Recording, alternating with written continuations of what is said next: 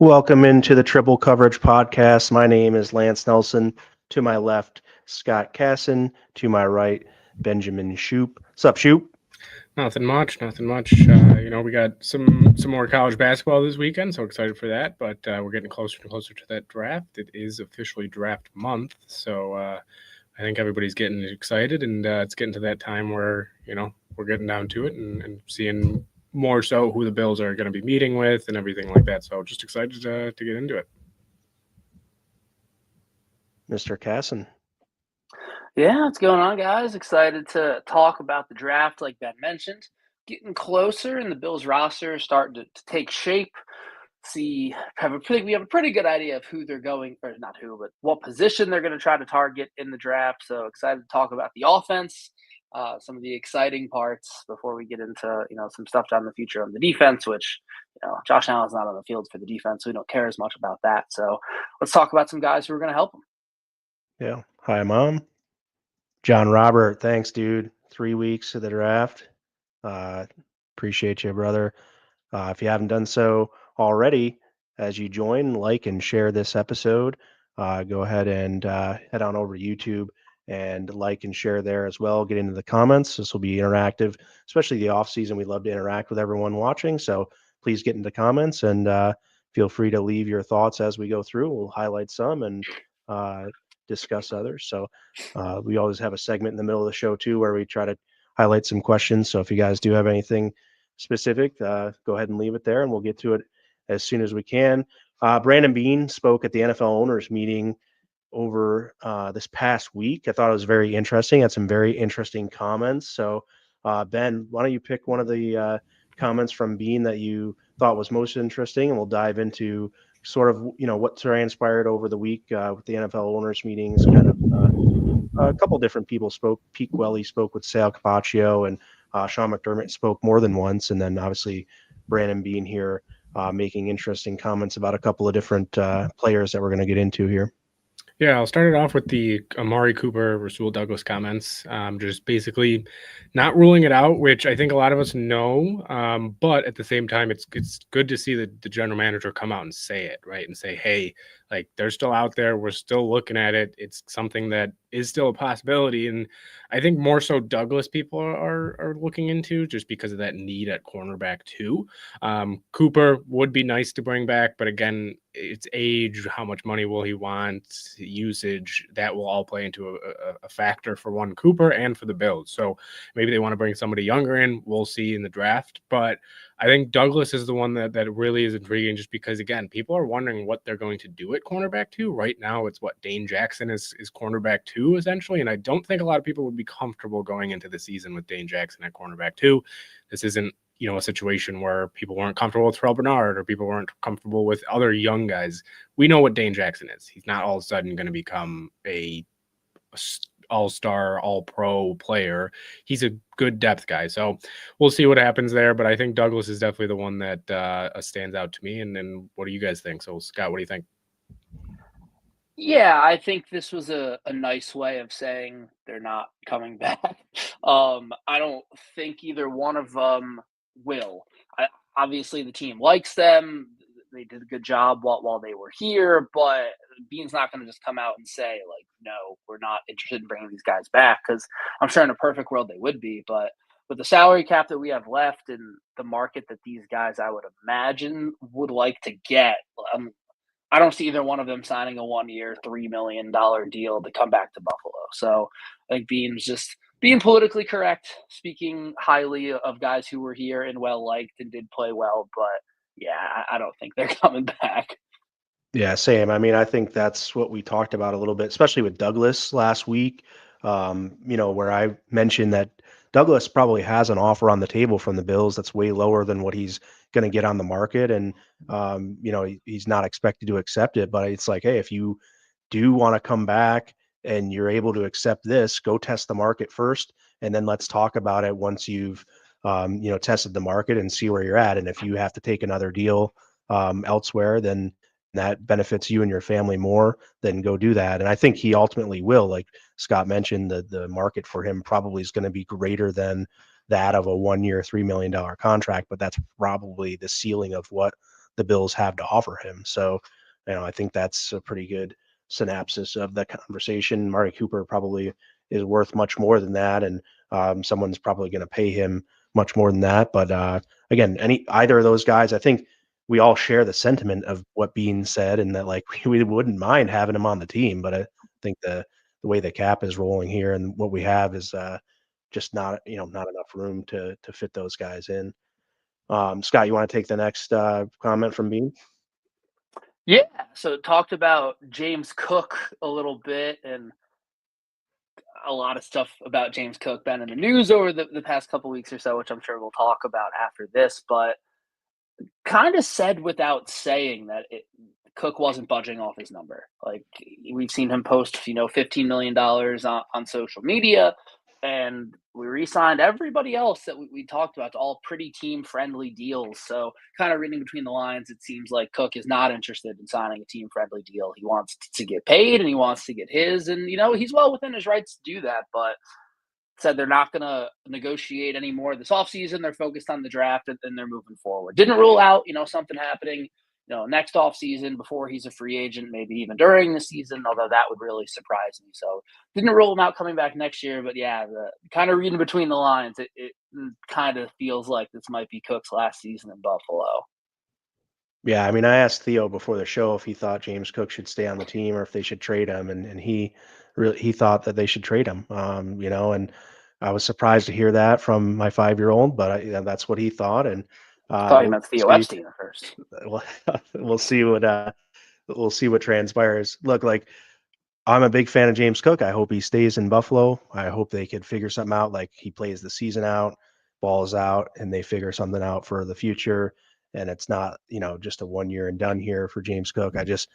I personally feel like if Bean has any sense that that's not going to be the case, though, then I wouldn't be surprised or wouldn't mind if they made a move to trade him and figure something out, draft a guy, and go in with a rookie paired with Ray Davis and Ty Johnson. I'm not sitting here shouting from the rooftops that they need to trade him or should. I just think that there's people got to realize there's at least a possibility of seeing that happen, in day 2 of the draft, where the Bills may want to move up into the 3rd round or something of that nature. I think is the realistic move here, and they find a guy where they want to do that. We're going to get into that a little bit more as we talk about some running backs here later in the show. But I just think, like, I'm not suggesting they should do this, but I just feel strongly that if you are confident that he's going to stay on his number and you're not really going to be meeting him to where he's at, then there's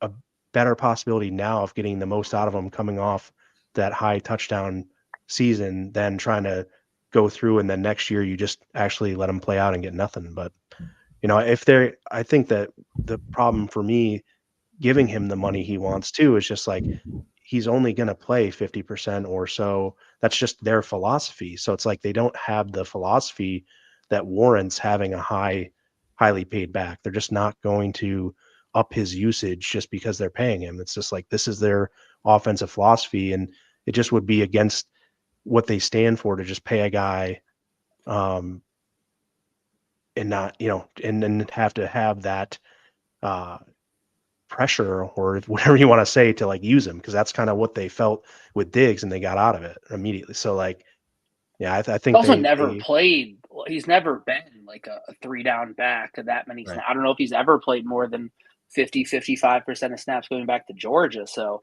let alone like, will they use him? It's can he do it and hold up? And that's no matter what position you're really, I guess, like, I just don't see commanding that salary. Like, he's worth it for sure, but like not worth it really in the Buffalo system or offense. Like, it just doesn't really make a lot of sense to give him that. So if all is equal, like, and you can kind of get something and have a plan moving forward without him, then I'm just not going to be shocked if they come across with a trade during the draft.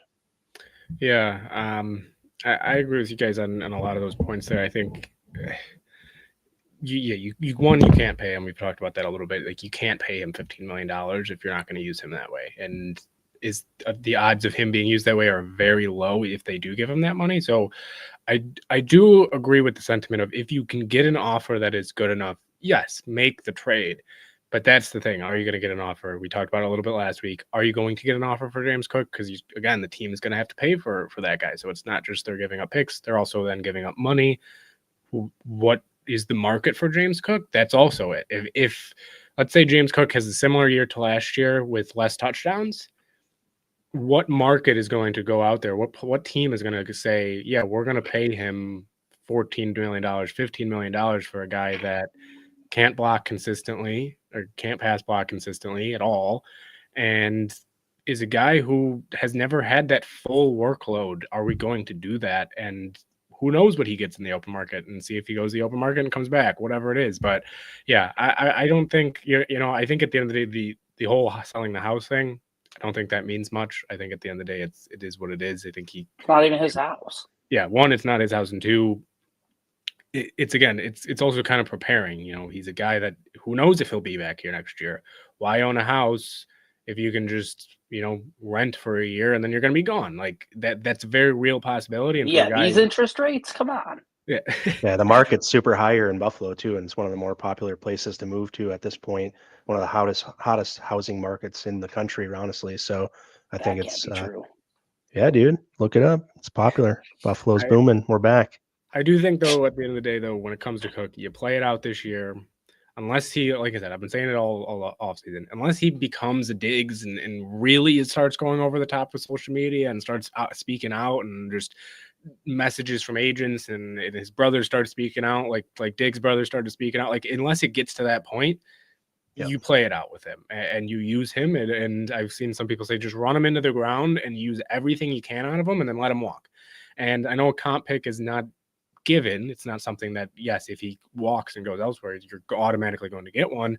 But I think there's a good chance you could, and that's still, like, to me, that's just sometimes is sports, right? That sometimes is the business of it, is you get what you get out of guys, and then they move on and you move on, right? It's no hard feelings, and it's good for both guys. So we'll see what happens. But yeah, I don't imagine anything happening with him unless, again, something starts really ramping up or they get a deal that they just can't refuse. Like, if you get a second round pick offer for him, that's going to be tough to say no to, especially if you're thinking in the back of your head, he's going to walk.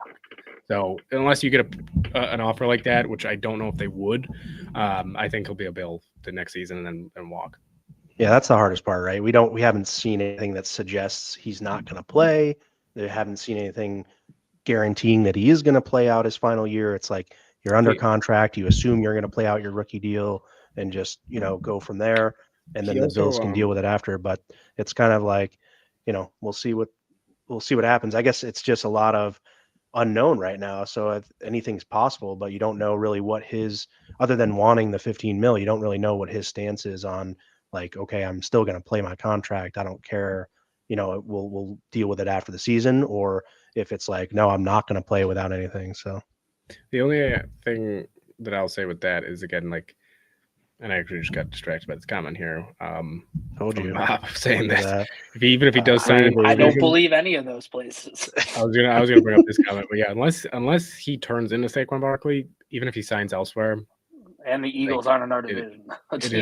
He's saying just don't sign it. He's saying like the Patriots. No, I know that. I'm just saying there's not a team in our division. Like, go to the Jets. Go ahead. Like, there's not a team like the Eagles in our division. Yeah, right. But I completely just forgot my other point. As Lance was speaking, I had it and then I lost it because I saw that comment. But we'll just move on. I'm sure it was great. Buddy. Wow. Okay. Yeah. I agree with Ben's thought that he can't remember. Very good thought. Yeah. Matt Milano was commented on as well by Brandon Bean at the NFL owner meeting, suggesting that he eats, sleeps, and breathes football, and just praising him for how good of a dude he is, and leaving the door open, saying that this isn't signaling that he's done in Buffalo after this year, although he had a last year of his deal taken off, and just a team friendly move, really. So what do you guys make of comments on Matt Milano? Thoughts on Matt Milano? Yeah, I mean, I think this could be his last year in Buffalo. It will heavily depend on if he doesn't stay healthy. One, it's going to be tough for him to come back here because I think he'll still have a market even if he gets healthy. And I don't think the Bills are going to want to bank on, I believe he'll be 32 at the end of this year, if I'm not mistaken. But either way, he's getting older. He's been injury prone a little bit. If he doesn't stay healthy this year, one, I don't think he's back in Buffalo just because of one, injuries, and two, I think he'll have still a decent market. But if he does have a good year, like let's say he comes back and he becomes, he still is that all pro, that high level player. Like being said, it gives him a chance to show his worth again, and who knows? Then maybe he does get a deal back in Buffalo on a 1 or 2 year deal. So I think it's good for the team. It's good for Milano. It gives him a chance to get one more big contract if he does perform. And if the Bills, you get a guy who's looking to come in and prove that he is still that guy. So it's a win-win in my opinion. Yeah, I agree with him. Eating, breathing, and sleeping football. I don't think I've ever heard the guy talk. So I don't really think he lives for much else from everything that you hear. He just comes in, he does his work, he keeps his head down. He's a lead by example kind of guy. As Ben Rice leads off with a double. Oh, right, he rakes, like Aaron Boone said. Ducks in the pond here. That's right. Yeah, I think like Ben said, if he stays healthy and he has a good season, then I would love to have him back in Buffalo, but we also may have a similar thing we're talking about with James Cook. He could price himself out of what the Bills are able to pay him, because one thing that is in his favor if he plays well with his new contract and this being the last year, if he gets back to all-pro Matt Milano form, he's going to get paid again. I don't know if the Bills are going to be able to do that. So while I know they'd love to have him back, I just don't know how realistic that is, because if he gets hurt or he has an off year, then okay, like, appreciate everything you've done, time to move on. If he has a Matt Milano type year, then appreciate everything you've done. We can't afford to keep you anymore. So kind of feels like it's his last season, although that's probably tough for them to say. For sure. Then Christian Benford gets extended 4 years, $76 million. Man, I was shocked, over the moon about this deal. Obviously, another striking deal from Brandon Beane to get a guy who's, projected as our CB1 for years to come at 19 mil average annual value. So what do you guys think about that Christian Benford deal? Yeah, it was awesome. And I think it was actually like even a little bit less based on like how they moved the money around. So awesome deal. Definitely team friendly, which is a theme, like the Shakir deal, Benford, Rousseau, all pretty team friendly, which is something that it sounds like James Cook is not interested in doing, which is why he seems to be the odd man out. So yeah, really excited about it. I thought he was going to get 22, 23, especially after Stingley got 30. And statistically, he's not that far behind him. So awesome deal. Good for Christian Benford. You love to see a guy who's a 6th-round pick out of an FCS school in Villanova, like, get this big contract in the NFL, and like really life-changing money for him and his family. So really excited and happy that he's going to be around for the next 5 years.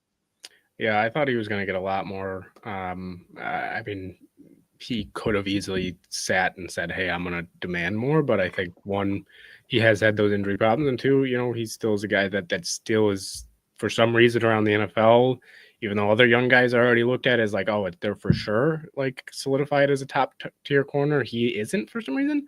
But I do think the other part of it is he's 24. He'll be 24 at the start of the season.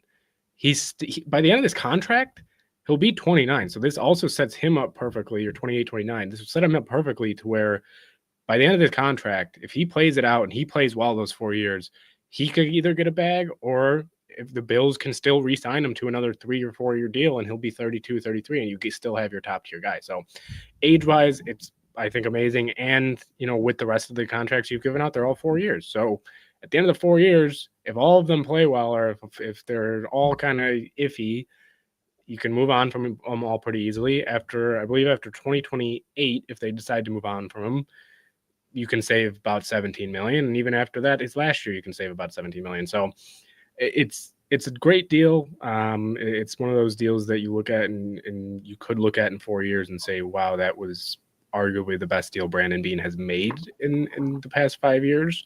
So I love it. Out of all the deals, I think it probably ranks second behind Shakir's contract for me. Judge Lance. Did he go yard? Oh yeah. judged. What is That's he? money, baby. That's money in our pockets, folks. Yeah, not to interrupt you, Ben, but yeah, I totally agree. Look, I asked Eric Wood on X, and he mentioned that he wasn't super concerned about the concussion thing with Benford. Obviously, it's hard for us because the last time we saw him, he was kind of slumped over in a golf cart going off the field in the playoffs. So, like, that was really hard to see that and then think, like, oh, yeah, this guy's going to come back and be. But, if Eric Wood says he's not concerned, then heck, he's a former player. He's had plenty of concussions and come back from them. So he knows how that goes. And I would say I'll take his word for it over anybody else's. So I think really Benford, that the money that he got, maybe the Bills did or were able to use the concussion thing to get more of a team friendly number. I don't know, but it seems like And another masterful job, like you said, might be Bean's best contract negotiation if it plays out that way. I do also want to just bring up this comment. I know that, we're talking about the injuries, could have waited. That's the one thing with Brandon Bean that I love. Don't wait, because we see it time after time after time. Teams wait and they get hurt. We saw it, and I know it's a different position, but we saw with the Bengals. Or they wait and get way more money. The Bengals last year could have paid T. Higgins $30 million, or not T. Higgins, Jamar Chase $35 million. Then it goes up. Everything always goes up. So pay him early, take your risk. And it's still one of those contracts you can get out of it pretty easily if it doesn't work out. And let's say in 2 years he still is having those injury problems, still going back and forth. But, I get the thought of like, oh, you could have waited. But it's one of those things where the sooner is always the better. And it's still one of those contracts where it's not a high risk. So, amazing deal. Baltimore guy, too. Yeah, there's some new rules this week from the owners' meeting. I'll run through them quick, and we can talk about them as a whole at the end, or you can stop me in the middle. But the first one, overtime rules in the regular season going to be similar to what it is in the postseason. Still going to be 10 minutes, as both teams are going to get the ball regardless of what the first team does. So kind of becomes a strategy thing. Like, do you want to have the ball first? Do you want to have the ball second? We saw the 49ers confused with that a couple of Super Bowls ago. Touchback now going from the 30 to the 35. So they're kind of doubling down on this new kickoff rule. They want kickoffs to be more exciting. They're going to put it at the 30, and teams said, screw it, we're still going to kick it out of the end zone. So now they're going to, they're calling your bluff, putting it at the 35. Another reason that Chenault signing could end up being more important than we think, because he's a great kick returner. And it seems like we're going to have a lot of kick returns, because if you put a team with a 35, you really only need one first down in a little bit, and you're in field goal range for some of these guys. So touchback to the 35. Tush push still around for another year. Sounded like about half the league wanted to vote against it, but they couldn't come to any kind of conclusion, so they tabled it. Going to talk about it again next year, which means we get a whole nother offseason of content talking about the tush push. And then this one, which I think we'll all want to touch on, big for specifically Bills fans, is they're going to have the Hawkeye technology for first downs. So kind of like tennis, kind of like soccer with the VAR, going to have cameras everywhere, getting every angle to figure out where the ball is. There's going to be a chip in there too. So that's going to be the official first down marking. It's the Hawkeye technology, kind of about time, especially when you see like how they have it in tennis and soccer, and it's so precise. And football is $1 billion game, and we got a 70-year-old guy using an index card to try to place where the football is. Still going to have the chain gang for looks and as a backup, but using the Hawkeye cameras for an official. So take it wherever you want. Go ahead.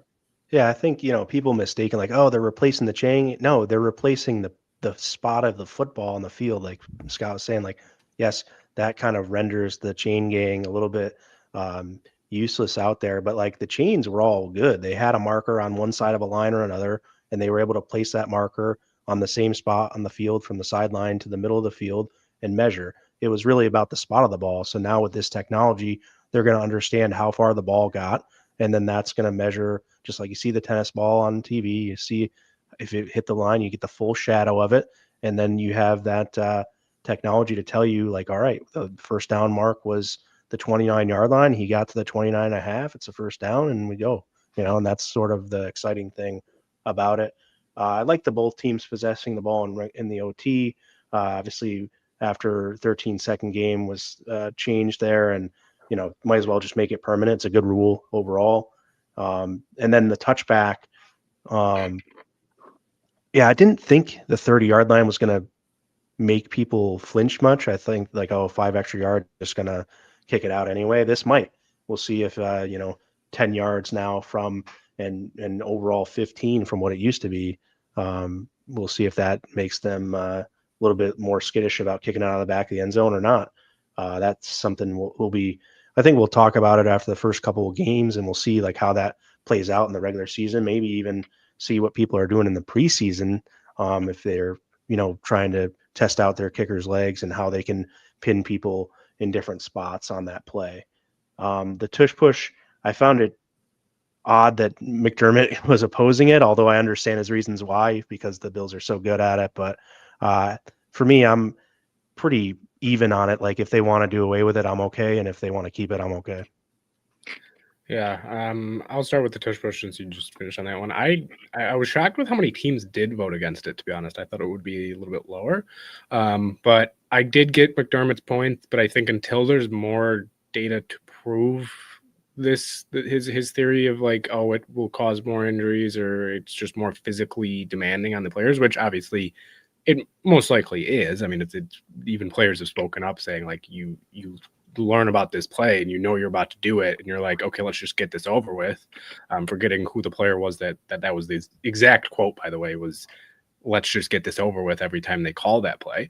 But again, there's not enough evidence to prove anything that it is something that is physically demanding on these players to the point where it affects how they play or anything. So I'm kind of with you, Lance, where it is what it is. If they get rid of it, the only thing that I'll be annoyed about is hearing about it from people on Twitter and people just in general complaining about it, and blaming the Bills as well for it, because we all know that the Bills would get blamed for it. But we'll see. I think it's good that they held off on it for now. The first downs, I mean, finally, I guess it's something that should have been done a while ago. And I think it will, though. I will say, I think it will be a little bit rough to start the season. I think people will they'll have some issues with the technology somehow, because it's the NFL, and things can never go perfect right away. So we'll see how that goes. Touchback to the 35. I think that's good. I think, some people were screaming to bring back the old kickoff rule. Then it would have just been back to touchback after touchback. I do think putting the touchback to the 35 will increase the returns, and I do think this new setup will work. I've been a defender of it since day one. I think it will work, and I think now moving touchback to the 35 will be more exciting for people to watch.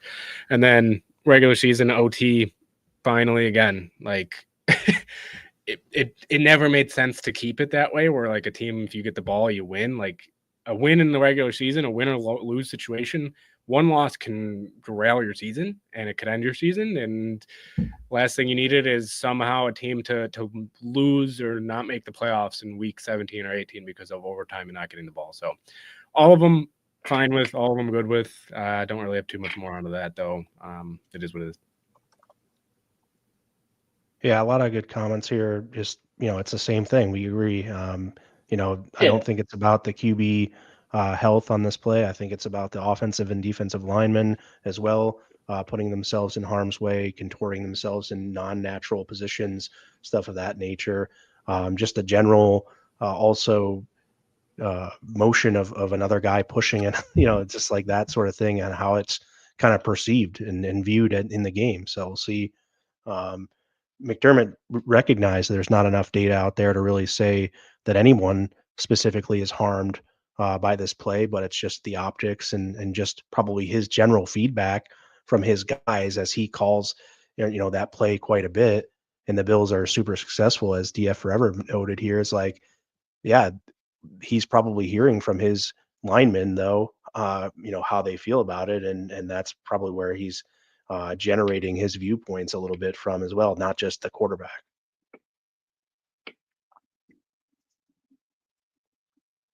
All right, see anything? Let's see what I did here. I kind of get that. I wanted to highlight this comment. It doesn't say a ton, and maybe if you're not on the YouTube side of things, you're not been following the conversation as much. But Spin mentions that it's because he's sick of spending a lot of free agent budget on replacement level players on the defensive line. I totally get that. I think that, we've drafted enough defensive linemen over the years where it would be nice to have sort of that core there, and maybe you still have to every year add one or something, but like it seems like we have to add at least one on the outside, one on the inside every year, and maybe more than that. And it just would be just nice the if we nature could of hit. paying a quarterback. That is for sure. But Every team in the NFL that's paying the I think- quarterback as much money as we are is going to have to do that. We can't afford to give guys long-term deals at every position, so it's going to be a rotating door. Just look around But the if NFL. we drafted young guys that could be on their rookie deals for 3 to 4 years, we would be able to have that position maybe. But more you're not going to stacked hit every year. Exactly. And like I agree. we do that. But- we draft defensive linemen every year, and like they're not all like it's in a perfect world, yeah, but it's just not how it works. Yeah. I do want to bring this comment up too as well. If you guys are good to move on. It's your time to shine, Ben Shoop. Just about the tush push. How is the tush push different from 5 linemen pushing running back for 5 more yards on field? The main difference is when you're up on the line, it's snap, go forward. You're just getting a yard. Where when you have to hand the ball to the running back, the defense can already then have more time to get through and penetrate and get to the ball carrier. And they're already fully standing. So these guys aren't crouched down and pushing in, which I do get what you're trying to, like, your point is. And I do get like the overall thought of like, oh, well, there's not a huge difference. There isn't a huge difference at the end of the day. It's very similar. But the main thing for me is that when the tush push, the reason they also want to get rid of it is because, again, it's a play that some teams think of as unfair because it's so easy for some teams. But that's my thing. Take on it. I get what you're saying, DF, but for me, the difference is that he's getting the ball right under center, immediately getting pushed. Like it's different than the running back and like getting the ball and the defense like having a chance to blow up the O-line and blow up the play. The difference is like getting the snap and immediately being pushed, where the defense has really no chance. Like that's the difference with it.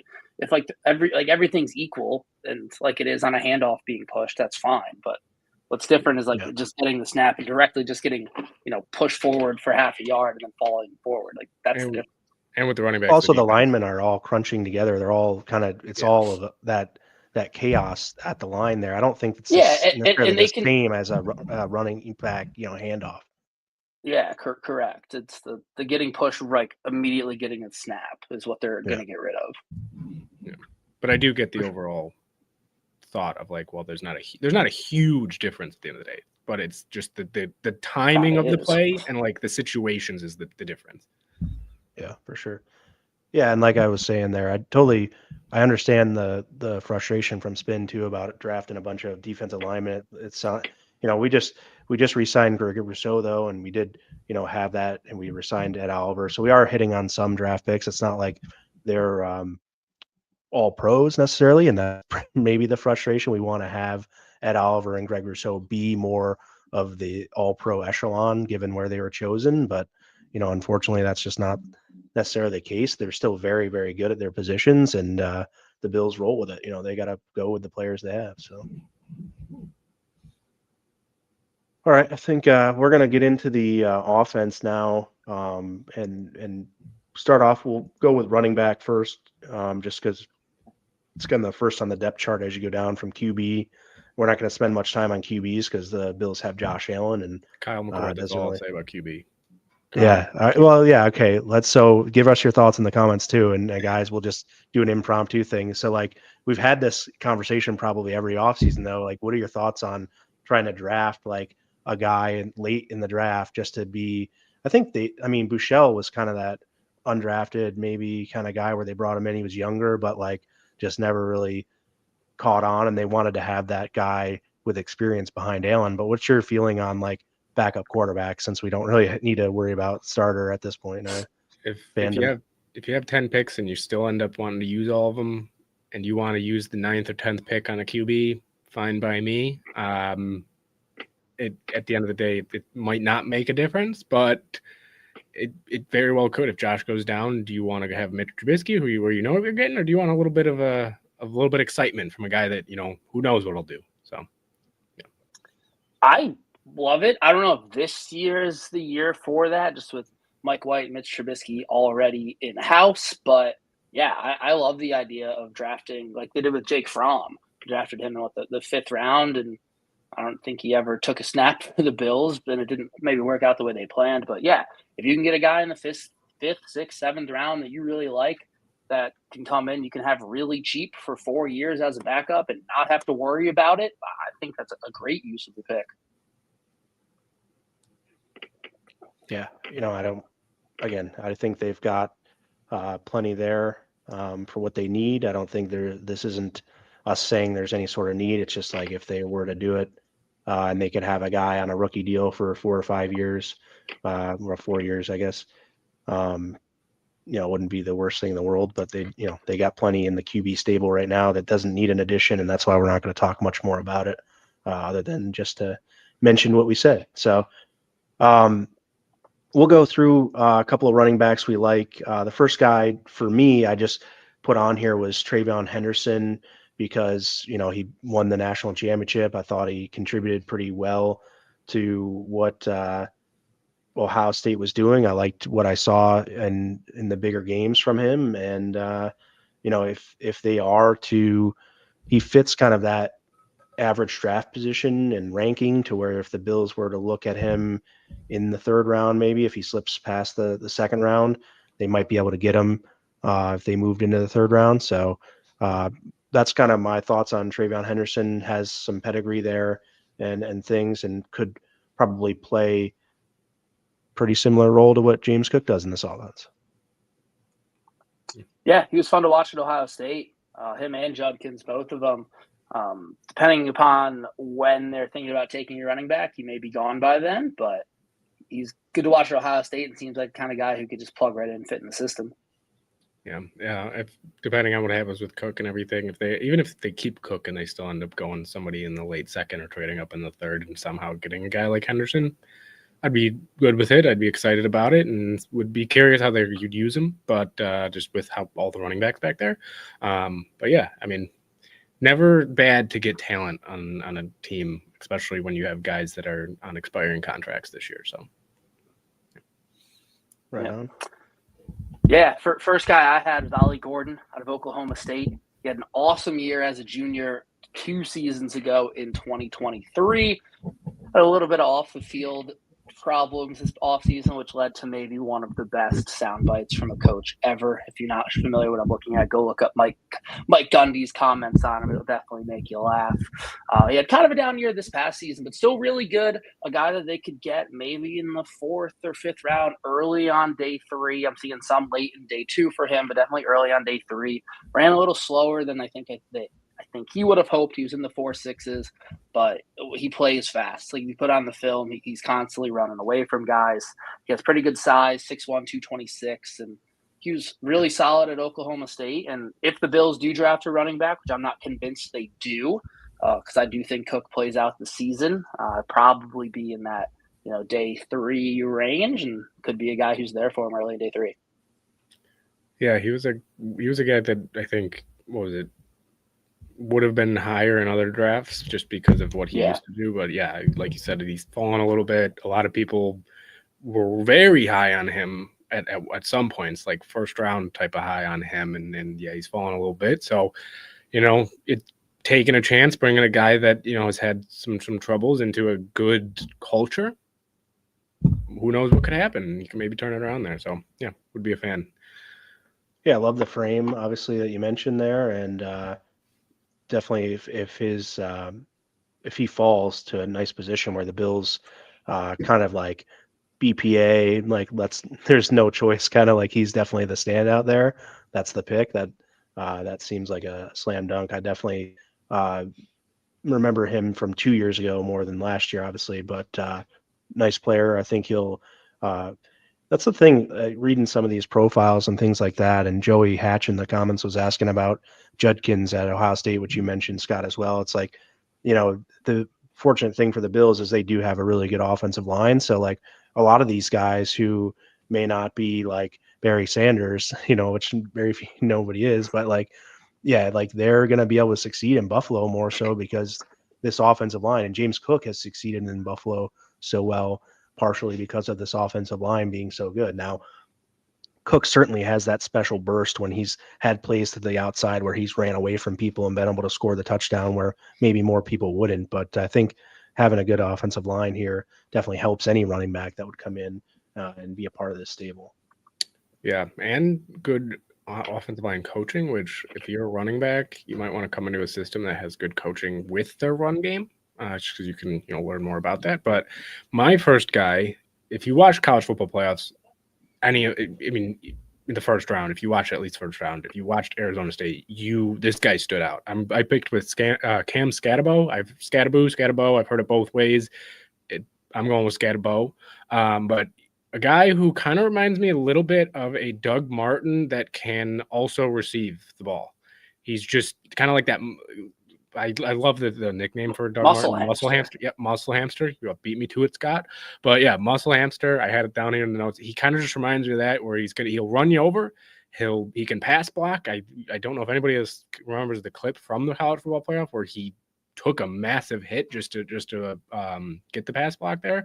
But a guy who I think if you can get him again, kind of in that range I've heard of Ollie Gordon, where it could be late day 2, could fall to early day 3, but a guy who's exciting, man. So I'd be really excited if they do end up getting a guy like Scatabo, just because I think he can do a little bit of everything, and he also brings some energy, brings a little bit of juice to the team, and we saw that very evidently in the college football playoffs.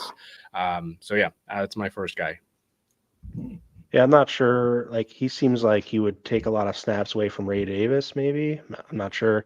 But, having that pounder guy definitely doesn't hurt any offense. I wouldn't think. I would maybe even be a plan for them to take some off Josh Allen's plate in the short yardage game if they really wanted to do that. But I'm not sure that's necessarily their goal. But if he's there and they feel like, again, a can't miss type of pick, then I'm all for it. Yeah, nothing crazy to add on him. You guys said a lot of it, but if anybody hasn't, go watch his high school highlights. It's insane. His drags guys. He couldn't be tackled. Go check him out. Are we going reverse order for this, or are you going next? Yeah, go ahead. I totally agree with Roy.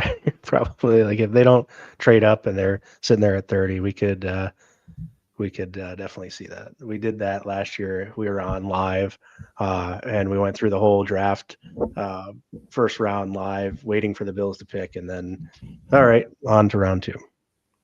Yeah, I was at a bachelor party, and I made everybody wait to go out till the Bills picked, and they traded back, and they're. Are we doing snake here? Or are we going back? Go ahead, man. Go ahead, man. Doing snake. All right, my second guy is from Auburn. I had to pick him. Everybody knows that I got 2 teams: Auburn, Boise State. Auburn basketball. You have 2 teams. You don't have one. I got 2 teams. Yep, I got 2 teams. I know how much Scott loves that I have 2 teams. I do it just for Scott. But from Auburn, 5'9", 204, so similar type of build, a little bit less weight-wise than Scatabo, but ran a 4.4 40. So, guy that not necessarily blazing speed, but a solid speed guy. The reason I also put him on here is because I've heard around, he's a character and work ethic guy. And if there's a coach in this league that loves the word character, it is Sean McDermott. So I had to put him on here, but again, he's not going to be a guy that will make you miss. The other reason I put him on here, he has the ability to return the football. He can be a return man. So if they do he can't make you miss, how can he be a return man? Because he just reads the hole well, and he knows where this blocking is getting set up. Obviously, college football is different than the new NFL rules when it comes to kickoff. We'll see how that all merges, but he has the return ability, good vision, another kind of power back, so maybe not fit wise to replace Cook, but a guy that can come in and kind of give you a little bit of everything. So I put him on here just also because, again, Auburn, I had to pick the Auburn guy, but Jarquez Hunter from Auburn. Yeah, he was fun to watch. My next guy is out of Texas, Jaden Blue. He came into the season last year as maybe the second or even third guy in the depth chart. Texas had 2 guys get hurt, 2 running backs get hurt in fall camp, and he quickly got thrown in as the starter. He's fast. He's a 4.3 kid. He's great out of the backfield catching the football. So he would be a guy I could see them bringing in if James Cook stays, if they decide to draft another running back and maybe run with 4 next year and maybe someone's the odd man out. He can also block a little bit, but he's really fast, change of pace back, catches the football, would help out a lot in the receiving game. Yeah, I'm looking at if they do need a replacement for Cook in any way. Dylan Sampson out of Tennessee, one of the faster guys in this draft at running back, is going to be pretty hard to pass up for me if he slips down to, say, the third round and the Bills could get in there to get him. But just pure speed and excitement with Sampson. And then the other guy I had, I'm going to be a Syracuse homer a little bit here with LaQuinn Allen. I watched him play all his years there, and I thought, if they're drafting later, if they're going to draft a running back later in the 5th or 6th round, I think Allen could be a nice addition that can learn, maybe sit on the practice squad even for a year, and then come in and maybe contribute next year. So.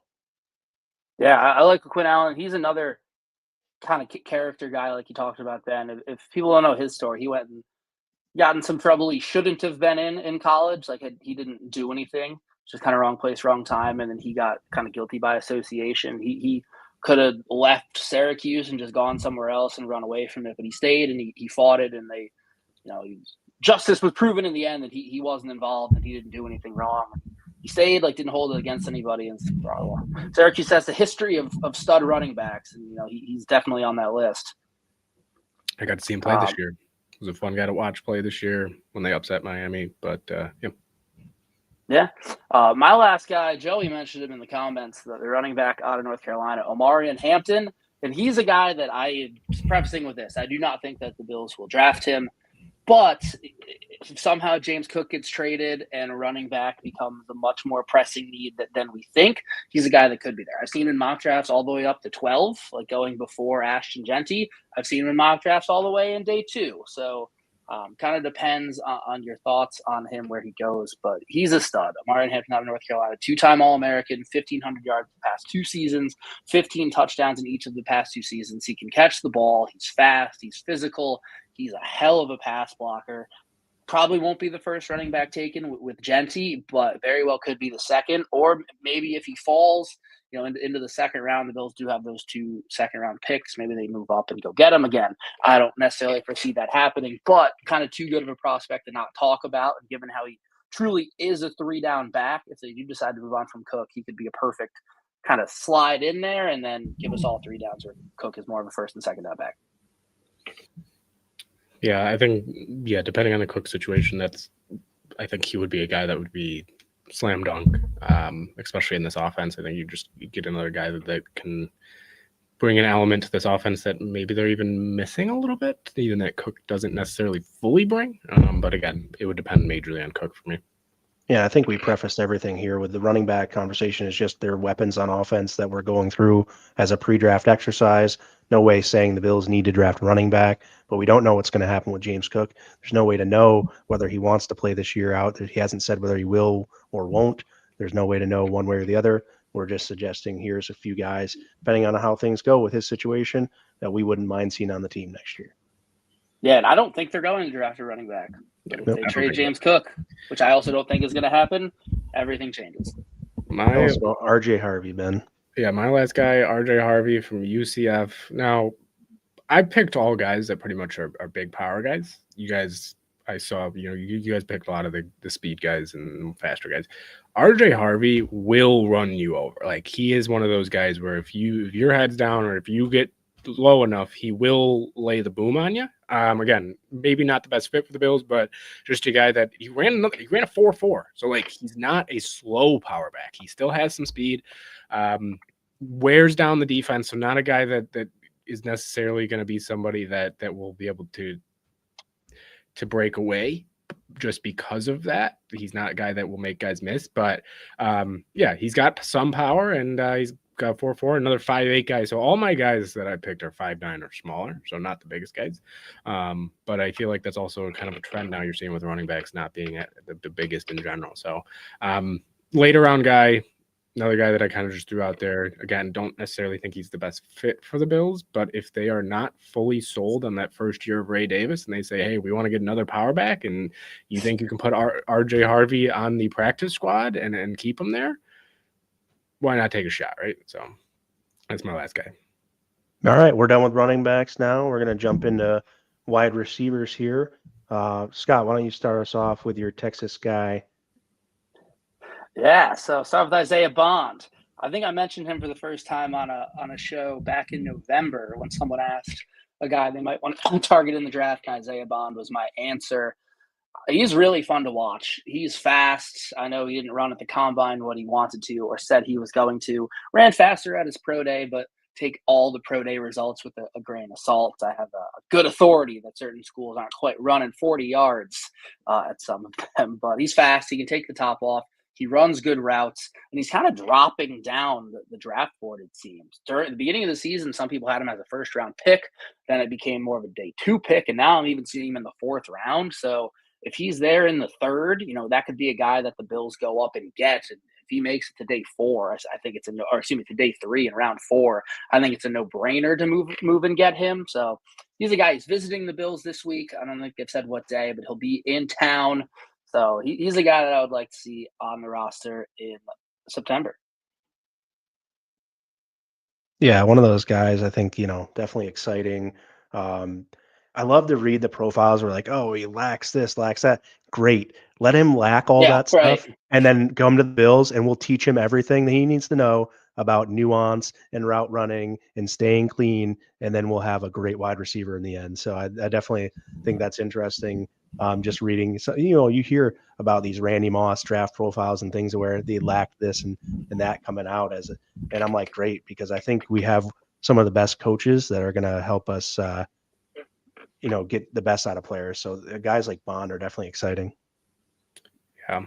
Yeah, I don't got too much more to add than what you guys had on Bond. I'll go into mine then here. I got Iowa State, which you might see a trend with Iowa State receivers here in a second. But my first guy, I'm going to go with Jalen Knoll. An interesting receiver for me. I think, some people might look at him and see how high of a percentage he played in the slot and say, well, the Bills don't need a slot. I think can very well become an outside receiver. Even though he played a lot of his snaps in the slot, over half of his receptions were 10 yards down the field. He is a field stretcher. He's got speed as well. So another guy like Bond where he's got speed, can run the full route tree. He's 5'10", so he's a little bit smaller, but he's 194. So he's not like a 5'10", 170 guy, 5'10", 160. Like he's got a little bit of beef to him for a 5'10" guy. It reminds me a little bit of a Tyler Lockett type of player, a guy that can go up and get it as well, even though he's only 5'10", will somehow fight for the football. So I think he's a guy that could very well become that field stretcher that the Bills are looking for. And again, he's not like a Shakir. He's not like a Curtis Samuel. He's not going to make guys miss. That's the one thing he will not do. It's actually a concern of his is that one of his biggest knocks is that he is horrible after the catch.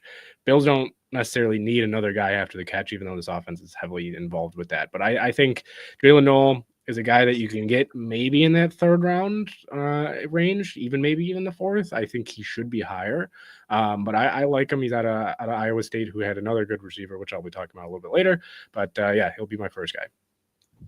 I'm going kind of in order of which I think these guys could be drafted here. And Matthew Golden, the other Texas receiver, for me, just is like, if there's any way you can kind of go up, he's sort of in that Brian Thomas position from last year where I thought, if there's a guy that people thought the Bills could go up and get last year, or if for some reason Matthew Golden fell to 30, which I don't think he's going to, would be someone I would say spend a 1st round pick and grab him as quickly as possible.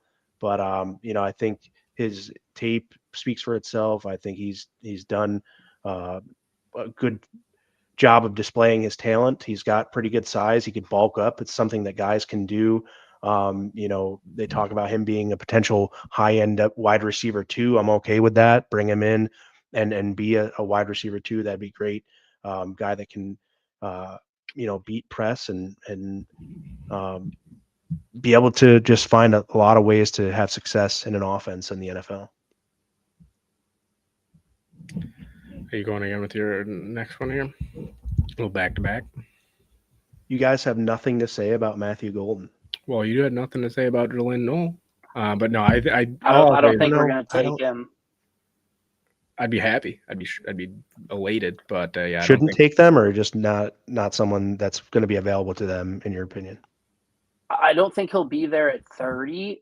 and I think they're probably going to go defense. I think he's going to go in the first round. I think we're probably going defense in the first round just because we need starters on that side of the ball. Like, I would love it if somehow Matthew Golden ended up on this team. I just think they have bigger needs as Trent Grisham hits a home run. All right. The second guy I'm going to pick is not a Syracuse player, but is because I saw him play against Syracuse this year, and I then followed him more after that. And Elik Ayamanor, I don't know how to say his name, I apologize. But this guy, when you talk about IQ and size, the guy was just getting open as the game was on the line, and they just fed him and led to a victory for Stanford in the Loud House in Syracuse. So I was very impressed by his performance there. And then, like I said, I started following him from there. Thought he had a pretty productive season, and over 100 targets in the last 2 years for him. Only 6 touchdowns a season, but I think he can definitely be an outside guy that has that ability to go up and get the ball. Maybe too close to what Keon Coleman is, I'm not sure, but prototype for an X receiver in the NFL. I think that would be decent for the Bills to go after. He also mossed the hell out of Travis Hunter, not this season, but the season before, on that Friday night game against Stanford, where people may remember Stanford was down like 24 in the fourth quarter and came back. Yeah, that's one of the highlight. Whenever you see Travis Hunter just getting bagged, like on Twitter, that was him. So yeah, he can go up and get it. He's physical. He pretty much beat Syracuse by himself when they played in September. Yeah, he's a stud.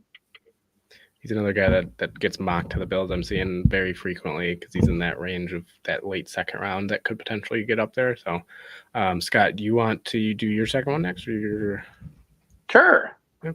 My second guy, Tez Johnson, out of Troy and then Oregon. Bo Nix's brother, his adopted brother. Really cool story of how that came to be. Ran a disappointing time in the 40, kind of like Isaiah Bond, kind of a theme with my guys. And I think he's also dropped. I think he is dropping on a lot of draft boards. So Bills may be able to get him later than initially picked. He's shifty. He ran a 4.5, but if you watch him play, he just plays faster than that. Like Keon Coleman, like he ran in the 4.5s, but like if you watch him play, he plays faster than that. So he can make you miss. He's a great yards after the catch guy. He can make you miss in a phone booth. He can get open. Like he can get separation, which is what the Bills need, similar to Joshua Palmer and kind of his route combination, his route tree.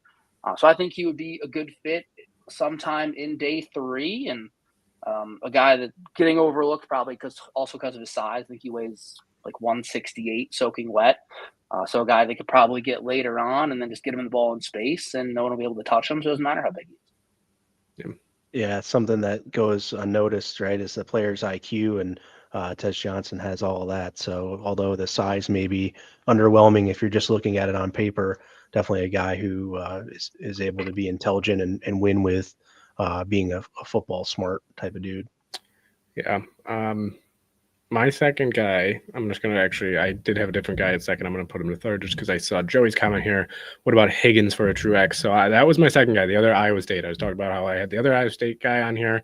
Jaden Higgins, 6'4", 214, can also play the slot.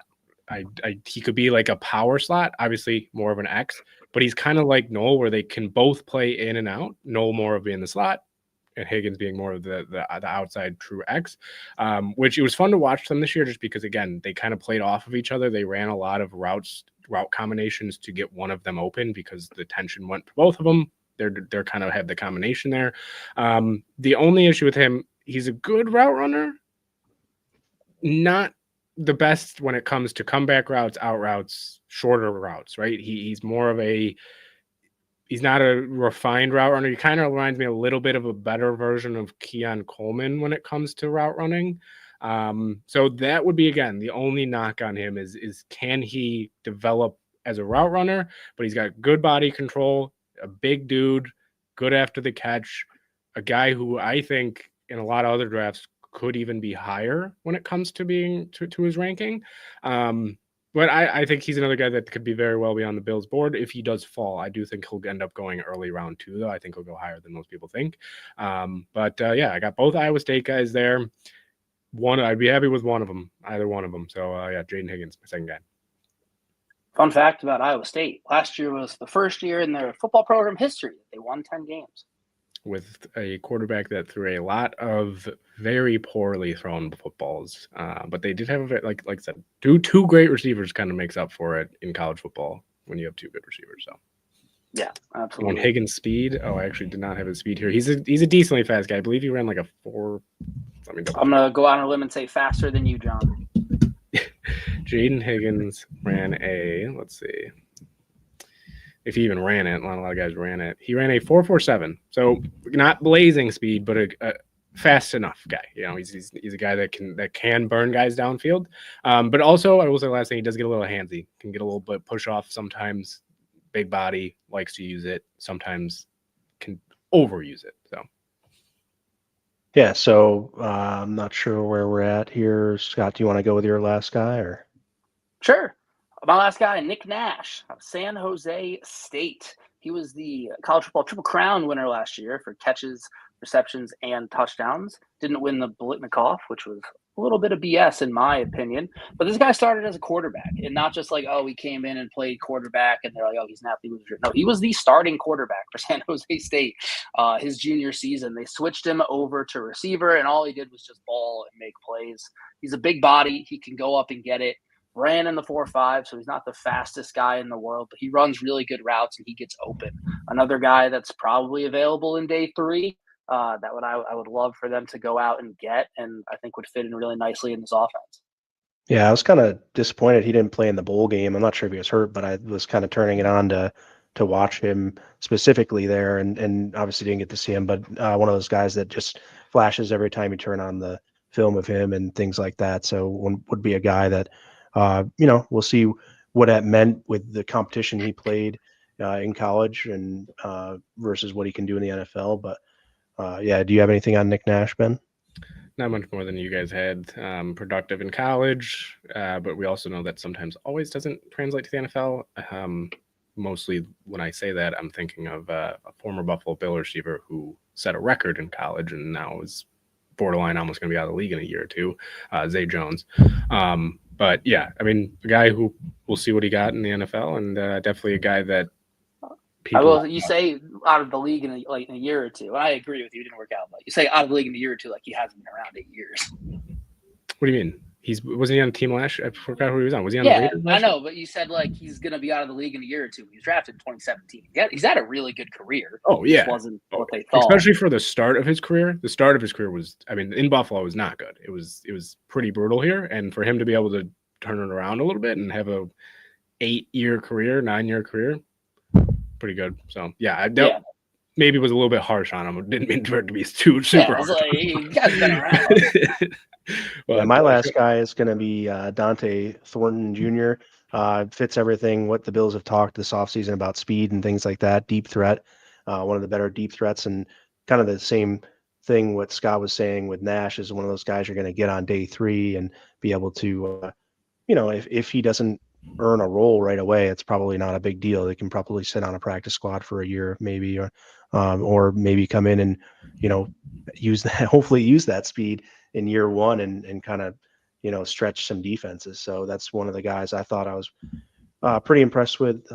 Wouldn't mind having him come in and adding that speed to this offense would be pretty nice. I think they mentioned kind of like, with the height he has too and the speed together, that's one of the big things that's sort of impressive for me. I think that sort of frame,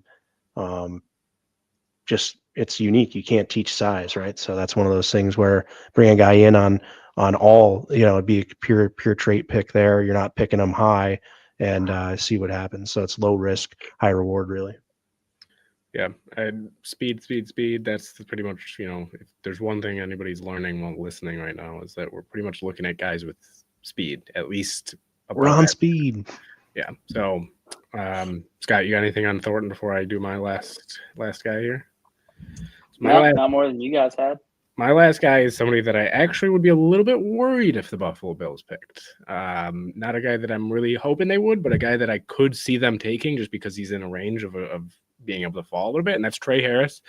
The reasons I would be a little bit hesitant is, one, he's had some injury history. He's had some troubles being able to stay healthy, fully healthy. Route tree leaves a lot to be desired. run some pretty kind of sloppy-ish routes a little bit. So he's a guy that would worry me a little bit there, but he does have size and he does have a little bit of speed. I was shocked that he only ran a 4.54 at the pro day or at the combine. I thought he would run a little bit faster, but a guy that's 6'2", 205. So I could see why a team would take him for potential wise, but I'd be a little bit concerned if the Bills ended up going that direction with Trey Harris. I think he could be a guy that falls. So if you get him end up late rounders, that'd be fine by me. But I'm hoping he's not one of those guys that the Bills view highly and go and try to get. So, yeah, Trey Harris from Ole Miss. Yeah, he's another one of those guys that's kind of been falling throughout the process. Like some people had him as a first rounder at the end of the season, and no one's saying that now. Yeah, it's been lacking separation skills. Seems like a slam dunk for a Bean pick, right? And can't stay on the football field because he's injured. So, JK. Yeah, love me some Bean. We're going into then the last position we got here, and get after it, kid. Yeah, my other guy is also from Ole Miss. So if you've seen a trend here, I've watched certain teams more than others. And because tight end's not a huge need, I thought this would be a good one here. Caden Prieskorn. Why don't you introduce that we're going into tight ends? Yeah, we're going into tight ends. Nobody even knows that we're going there because you haven't told them yet. We're going into tight ends here. Obviously not a huge need for the Bills. They have two of them that should be the 1 and 2.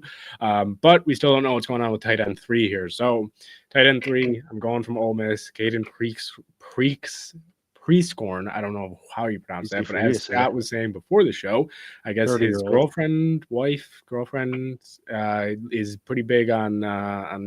I don't know if she's big. I've just seen her TikToks. Yeah, she's on TikTok, so maybe you've seen him before.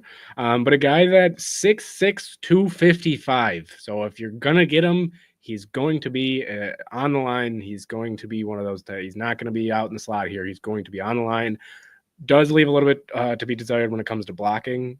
Needs to get a little bit stronger there. But a guy that could be a tight end 3, a big dude, just why not put him on there and teach him?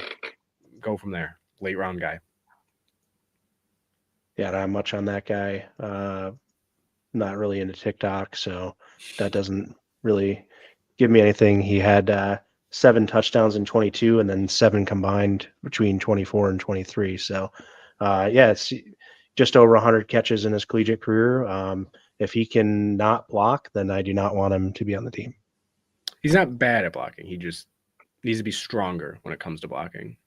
Gotcha. Yeah, they used him a bit as like a downfield threat too. Like he's big, but he can move pretty well. So again, like I need to watch his blocking tape more, but I can just remember like off the top of my head a few downfield catches made. One specifically against Kentucky before their kicker kicked maybe the worst kick attempt I've ever seen to try to tie that game. He made a big catch down the field to keep him in it.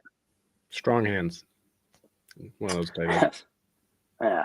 I'll go ahead with my guy, Luke Lachey. I'm not sure if he's related to Nick Lachey, but I'm going to choose to believe that he is.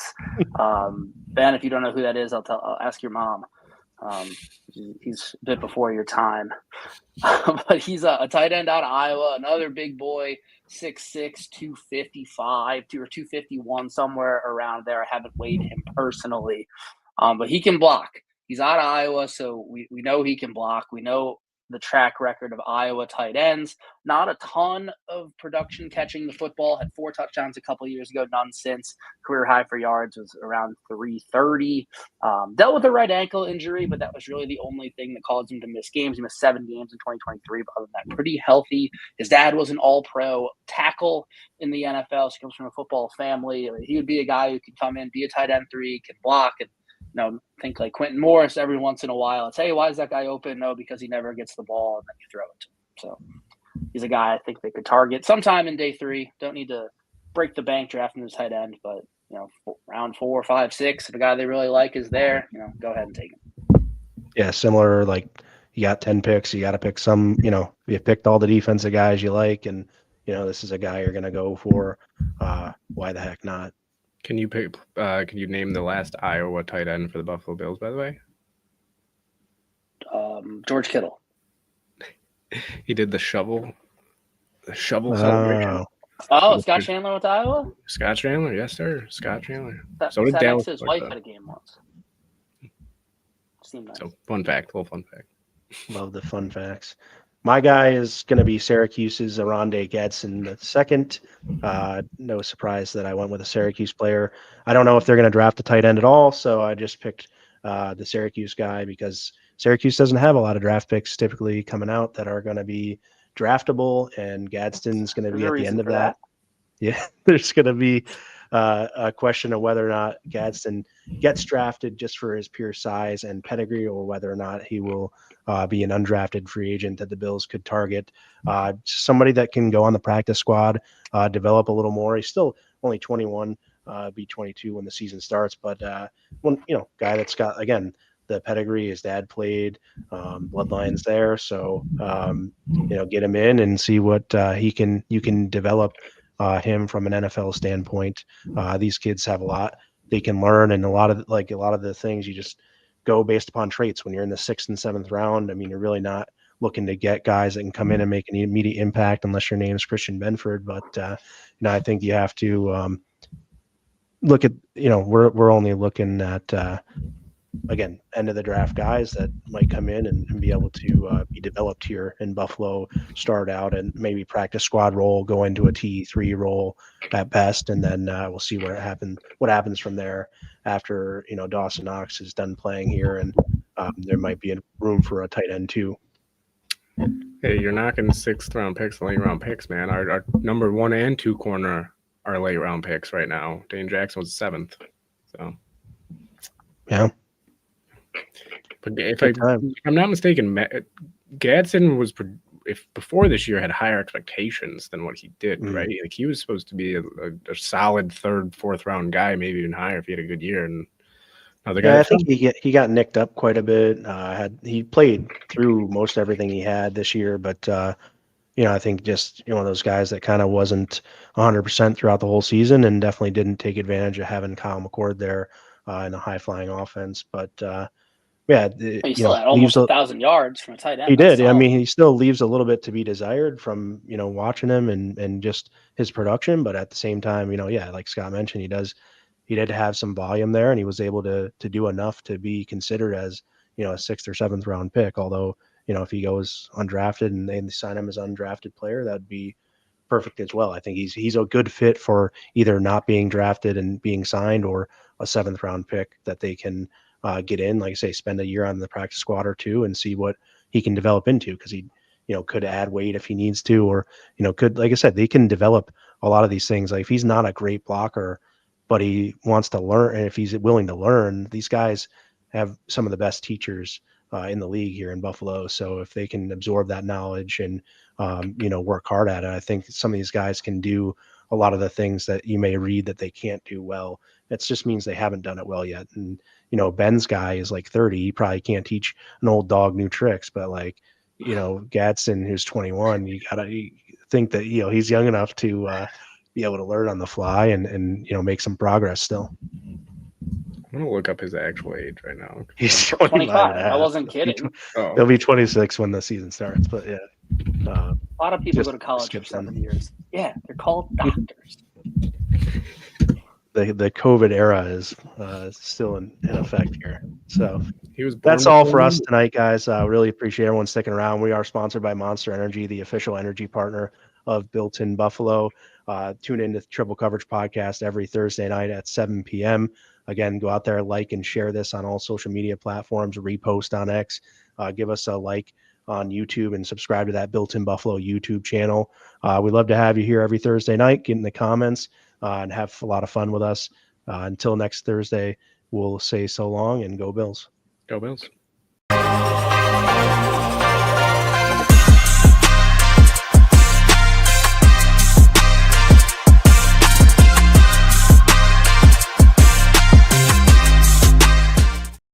Creekshorn is over.